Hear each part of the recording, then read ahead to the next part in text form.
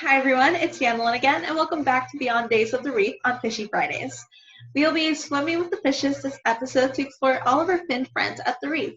If you remember from our last video, we talked about a few fish as an example, and we're going to totally dive into a few more of them.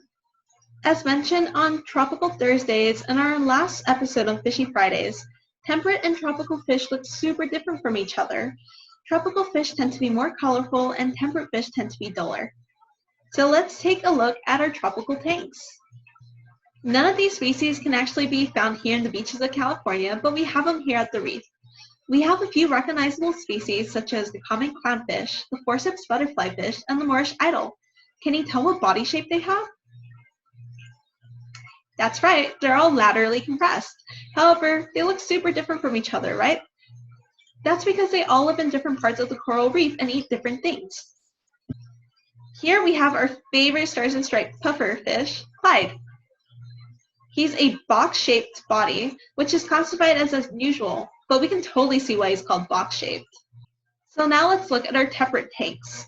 All the fish shown here are fish that you can find in Santa Barbara. One of our showstoppers at the reef are none other than our lovely two moray eels, Flotsam and Jetsam.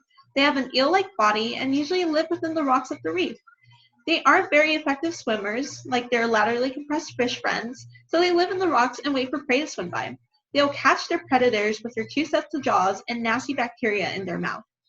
We also have our bright friend, the Garibaldi. They are our official state fish and so darn cute.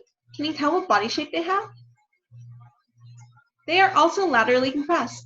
They swim around and fiercely protect their nests. They tend to be very territorial and can be seen swimming around defending their territory at most times. We also have the Opal. Like the Garibaldi, they are also laterally compressed. They tend to swim together in schools when they're smaller, but can get aggressive when they grow bigger.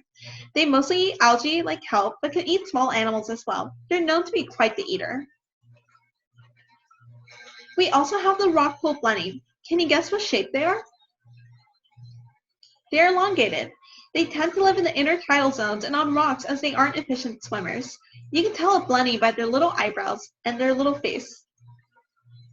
Last but not least, we have our beloved blue rockfish. They are laterally compressed and are called rockfish because of their habit to hide in the rocks. They have spines on their dorsal fin and big bulgy eyes. There are many species that live in the SB coast, so we will always have different types of rockfish at the reef. That's all the time we have for today, but I hope I was able to introduce a few really cool fish species to you guys. If you're interested in learning more about the fish species we have at the reef, or if you want to see them in person, come and stop by the reef whenever you have a chance. Thank you for joining us on Beyond Days of the Reef on Fishy Fridays, and thank you for joining me on this talk.